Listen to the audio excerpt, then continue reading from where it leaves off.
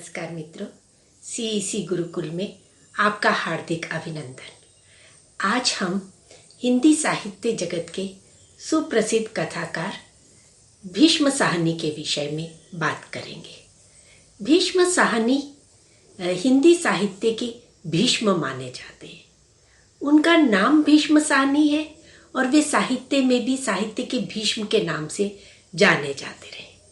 वे एक प्रसिद्ध कथाकार, उपन्यासकार, नाटककार के रूप में प्रतिष्ठित रहे। प्रगतिशील परंपरा के सशक्त कथाकार के रूप में उनकी एक विशिष्ट पहचान है।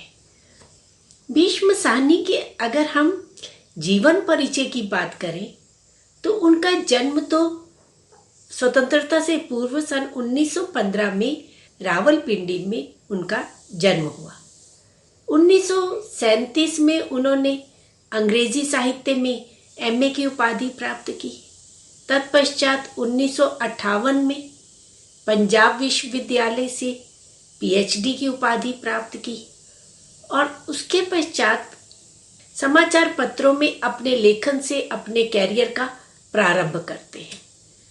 अंबाला एवं अमृतसर में भी इन्होंने अंग्रेजी साहित्य का अध्यापन कार्य किया। तत्पश्चात दिल्ली आ गए और दिल्ली विश्वविद्यालय के जाकिर हुसैन कॉलेज में लंबे समय तक अंग्रेजी के प्राध्यापक के रूप में आप अपनी सेवाएं देते रहे। 1957 से लेकर के 1963 तक आपने मास्को में विदेशी भाषा प्रकाशन गृह में अनुवादक के रूप में कार्य किया। 2 दर्जन से भी अधिक रूसी रचनाओं का हिंदी में रूपांतरण किया और इसके पश्चात आप अन्य कार्यों में भी व्यस्त रहे। अनुवादक के रूप में तो आपकी पहचान रही, अंग्रेजी साहित्य के अध्यापक के रूप में, और साथ ही वह समय था नई कहानी के आंदोलन का। एक नवीन विचारधारा को लेकर, एक नवीन परंपरा को लेकर नई कहानियां लिखी जा रही थी और उन नई कहानियों को समाज तक पहुंचाने का, साहित्य प्रेमियों तक पहुंचाने के लिए नई कहानियां नामक एक पत्रिका निकली और इस पत्रिका का संपादन 1965 से 1970 तक भीष्म साहनी जी ने किया। इस पत्रिका में केवल नई कहानियां ही प्रकाशित नहीं होती थी, समालोचकों द्वारा उन कहानियों की समीक्षा भी होती रहती थी। तत्पश्चात इसके साथ साथ भीष्म साहनी प्रगतिशील लेखक संघ के महासचिव भी रहे। स्वतंत्रता से पूर्व ये कांग्रेस से जुड़े रहे, स्वतंत्रता आंदोलन भी देखा इन्होंने और जो विभाजन की त्रासदी थी वे भी इन्होंने स्वयं अपनी आंखों से देखी, उसके साक्षात दृष्टा रहे, स्वयं भुक्तभोगी भी रहे। पर आज़ादी के बाद इनकी विचारधारा प्रगतिशील कथाकारों की ओर जुड़ी और फिर ये वामपंथी विचारधारा की ओर मुड़ गए। 2003 में इनका निधन हुआ।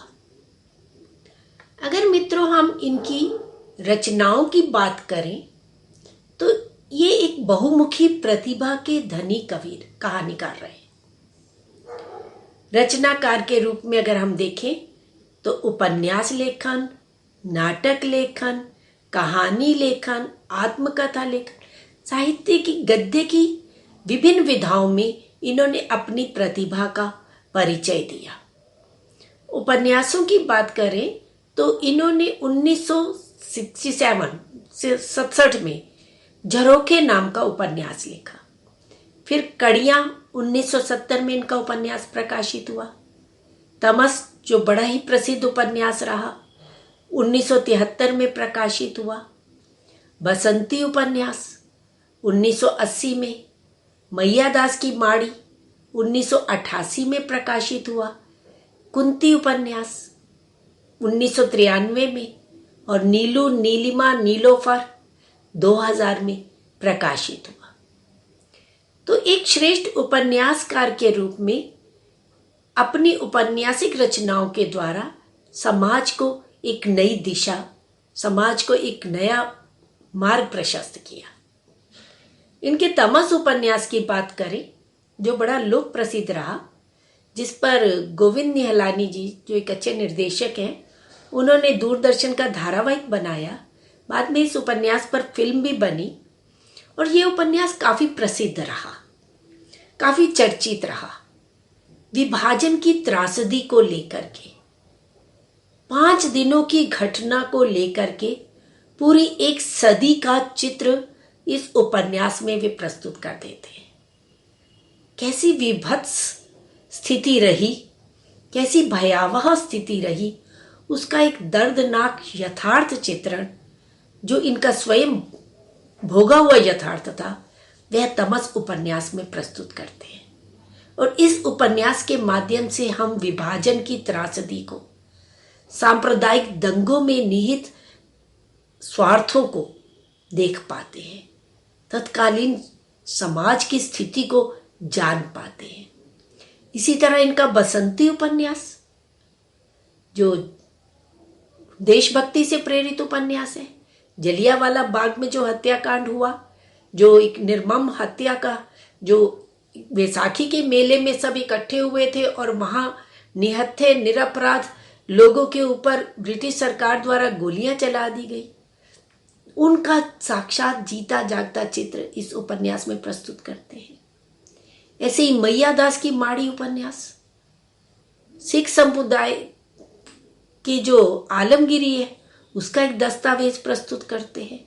कैसे ब्रिटिश सरकार द्वारा धीरे धीरे उनकी सारी जो सामंतीय व्यवस्था थी उसको वे नष्ट भ्रष्ट करते चले गए। तो मैया दास जो दीवानगी के एक सामंती परंपरा थी, उसका कैसे, माड़ी मतलब हवेली, तो वो हवेलियों का कैसे परिवर्तन होता गया, सामाजिक मूल्यों में कैसे परिवर्तन होता गया, उसका एक यथार्थ चित्रण प्रस्तुत करता है ये उपन्यास। इसी तरह से भीष्म साहनी जी ने अनेक कहानियों की रचना की। उनके द्वारा लिखे गए अनेक कहानी संग्रह प्रकाशित हुए। सबसे पहला इनका कहानी संग्रह था भाग्य रेखा, जो 1953 में प्रकाशित हुआ। फिर पहला पाठ 1957 में प्रकाशित हुआ। भटकती राख 1966 में। पटरिया कहानी संग्रह 1973 में प्रकाशित हुआ। वांगचू काफी प्रसिद्ध कहानी संग्रह रहा, पाठकों के द्वारा काफी सराहना की गई, 1978 में प्रकाशित हुआ। ऐसे ही शोभा यात्रा 1981 में, निशाचर 1983 में, पाली 1989 में और डायन 1998 में। हम देखते हैं कि भीष्म साहनी जी का सृजन कर्म एक लंबे समय तक चलता रहा। 2003 में इनका निधन हुआ और 2003 में इनके द्वारा रचित आत्मकथा प्रकाशित हुई। तो डायन कहानी संग्रह 1998 में इनका अंतिम कहानी संग्रह प्रकाशित हुआ। तो एक लंबे समय तक की सामाजिक स्थितियों का चित्रण इनके कहानियों में, इनके उपन्यासों में देखने को मिलता है। इसी तरह से इन्होंने आत्मकथा भी लिखी। आज के अतीत, जो 2003 में प्रकाशित हुई। बलराज माई ब्रदर, बलराज साहनी जो सिनेमा जगत के प्रसिद्ध अभिनेता रहे, उनके भाई हैं ये।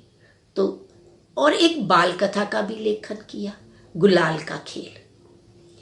तो इसी के साथ साथ भीष्म साहनी का बचपन से ही अभिनय में रुचि थी।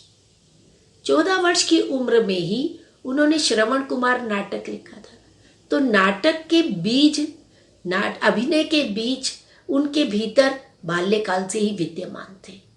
भले ही उन्होंने अपना लेखन कार्य उपन्यासों और कहानियों के माध्यम से प्रारंभ किया, परंतु नाटक लेखन में भी उनकी विशेष योग्यता रही, उनकी विशेष पहचान रही। इनके द्वारा रचित जो नाटक हैं, अब हम उनकी चर्चा करते हैं।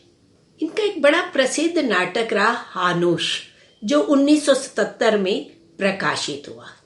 एक चेकोस्लोवाकिया की लोक कथा पर आधारित है। चेकोस्लोवाकिया के प्राग शहर में एक ताला बनाने वाला व्यक्ति था, जिसके मन में घड़ी बनाने की इच्छा जागृत होती है और किस तरह से वो घड़ी बनाने के कार्य में अग्रसर होता है, कैसी कैसी उसको कठिनाइयां आती हैं और किस तरह से वो 17 साल निरंतर मेहनत करके और एक घड़ी तैयार करता है और उसके लिए व्यापारियों से आर्थिक सहयोग भी मिल लेता है, गणितज्ञों से गणित की शिक्षा भी लेता है।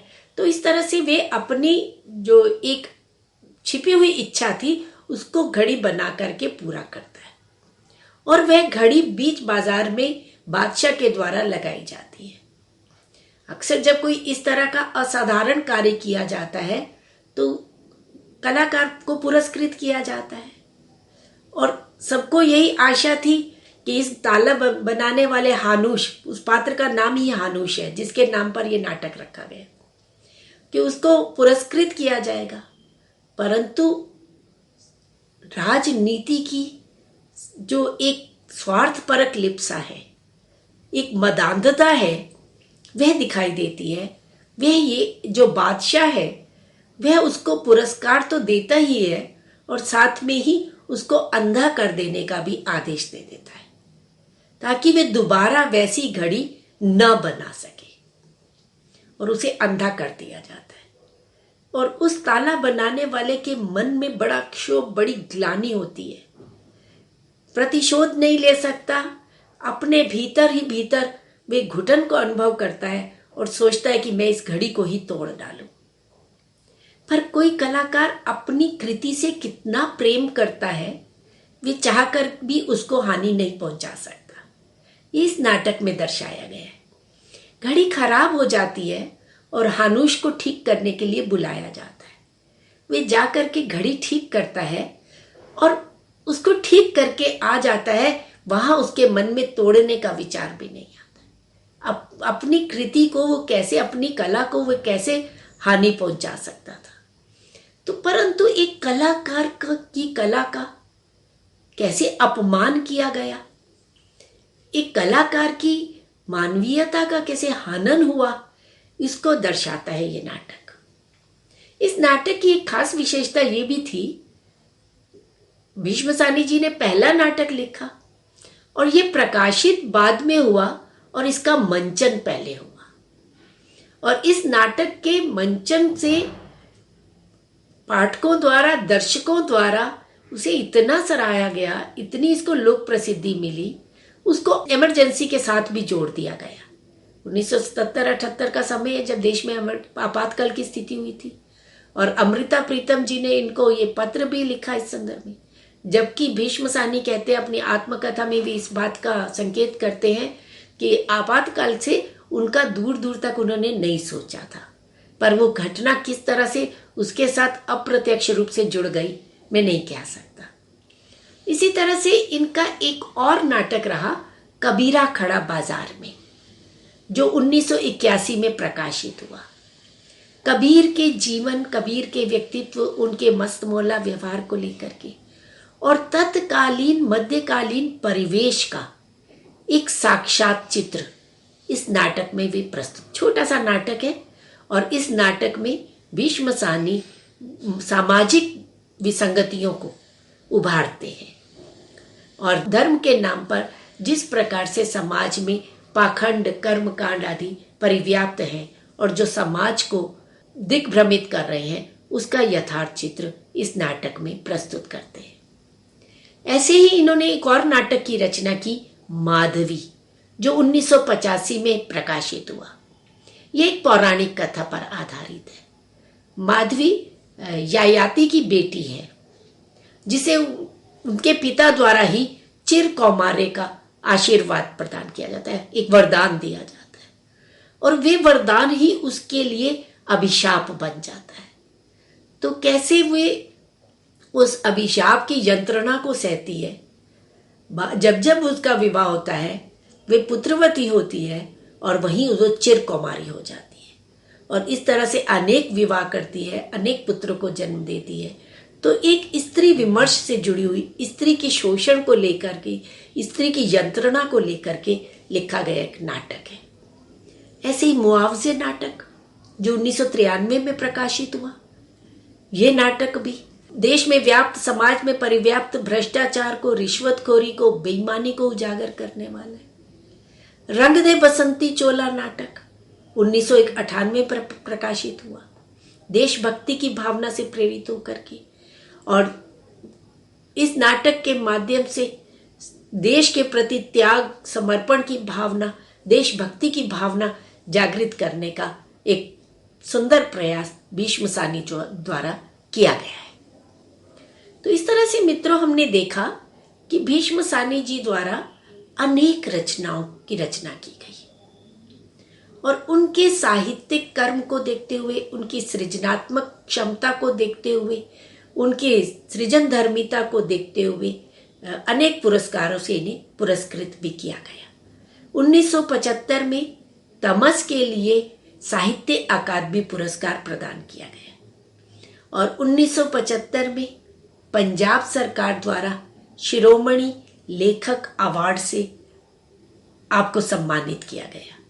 1980 में एफ्रो एशियन राइटर्स एसोसिएशन का लोटस अवार्ड प्रदान किया गया और 1983 में सोवियत लैंड नेहरू अवार्ड प्रदान किया गया और 1998 में भारत सरकार द्वारा, जो भारत सरकार का सबसे बड़ा अवार्ड माना जाता है, पद्म भूषण सम्मान, उस सम्मान से इन्हें सम्मानित किया गया।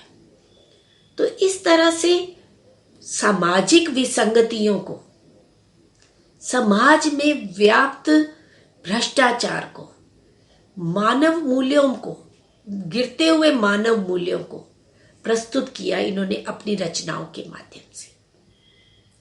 भीष्म सानी जी सामाजिक यथार्थ से जुड़े हुए कथाकार रहे हैं। इनकी कहानियों का, उपन्यासों का विषय मूल रूप से निम्न वर्ग और निम्न मध्य वर्ग रहा। हालांकि उपन्यास इन्होंने विभाजन की त्रासदी को आधार बना करके लिखे हैं। तमस की जैसे अभी हमने बात की, अमृतसर आ गया, ये कहानी इनकी बड़ी प्रसिद्ध कहानी रही और इस कहानी में भी विभाजन की त्रासदी को प्रस्तुत किया गया है। परंतु जब इन्होंने कहानियों की रचना की, उन कहानियों में निम्न वर्ग और मध्य वर्ग और विशेष रूप से नवोदित मध्य वर्ग, जो ब्रिटिश शासन काल में अपनी महत्वाकांक्षाओं को लेकर के उपजा था, जिसके मन में जिस किसी तरीके से भी धन को प्राप्त करने की आकांक्षा थी, ऊंचे से ऊंचा पद प्राप्त करने की आकांक्षा थी, और वे वर्ग कैसे मानवीय मूल्यों से छूटता गया है, मानवीय मूल्यों का तिरस्कार कर, उनकी अवमानना कर और जैसे कैसे करके अपनी उन्नति के लिए, अपनी इच्छाओं की पूर्ति के लिए प्रयासरत रहा है, ये अपनी कहानियों के माध्यम से प्रस्तुत करते हैं। नई कहानी के सशक्त कहानीकार रहे। भले ही ये वामपंथी विचारधारा से जुड़े हुए थे, परंतु कहीं पर भी इनकी जो विचारधारा है वे इनके साहित्य में आड़े नहीं आती है। साहित्य में वे नवीन जीवन मूल्यों को, नवीन मान्यताओं और कृत्रिम दिखावे, पाखंड से परिपूर्ण जीवन शैली को दिखाते हुए मानव संबंधों का गहराई से विश्लेषण करते हैं और इसीलिए इन्हें प्रेमचंद परंपरा का कहानीकार कहा जाता है। जिस तरह से मुंशी प्रेमचंद ने समाज में परिव्याप्त शोषण को, अमानवीयता को, कृत्रिमता को आधार बनाया, आर्थिक शोषण को आधार बनाया, उसी तरह से भीष्म सानी भी समाज के बदलते हुए स्वरूप को देखते हुए कहीं उनके मन में एक छटपटाहट होती है, कहीं एक गहरा क्षोभ उत्पन्न होता है, एक मन में टीस सी, पीड़ा सी उठती है कि कैसे हम अपनी परंपराओं से, अपने संस्कारों से विलग होते जा रहे हैं, पश्चिमी चकाचौंध के पीछे पड़ के, और अब नवीन जीवन मूल्यों को अपनाते हुए अपने पुरातन सनातन मूल्यों को छोड़ते चले जा रहे हैं। तो उसका भी एक यथार्थ चित्रण ये अपनी कहानियों के माध्यम से प्रस्तुत करते हैं। इस तरह से भीष्म साहनी एक कहानीकार के रूप में, उपन्यासकार के रूप में सहज सरल भाषा लेकर के सीधा पाठकों से संवाद करते हुए दिखाई देते हैं। पंजाब में अधिकांशता रहे और इनकी भाषा भी पंजाबी रही और इनके सृजनात्मकता में भी पंजाबीपन दिखाई देता है। इनके पात्र भी अधिकांशता उसी वर्ग से जुड़े हुए रहे और इन्होंने एक सरलता से, सहजता से मानवीय संबंधों को अपने रचनाओं के माध्यम से प्रस्तुत किया है। समाज में जो अंतर विरोध पैदा हो गया है, उस अंतर विरोध को दर्शाया गया है अपनी रचनाओं के माध्यम से। इस प्रकार अपनी सृजन धर्मिता से, अपनी रचनाशीलता से भीष्म साहनी साहित्य जगत में एक अलग ही पहचान रखते हैं। तो मित्रों, अभी आज हमने भीष्म साहनी के साहित्यिक परिचय को जाना और इनके द्वारा एक कहानी, जो पहला पाठ कहानी संग्रह में प्रकाशित हुई थी, चीफ की दावत, ये कहानी आपके पाठ्यक्रम में भी निर्धारित है और इस कहानी की समीक्षा हम अपने अगले व्याख्यान में करेंगे। तो आज हमने उनके जीवन के विषय में, उनकी रचना धर्मिता के विषय में जाना। आज की चर्चा को यहीं समाप्त करते हैं। अगले व्याख्यान में हम पुनः मिलते हैं। धन्यवाद।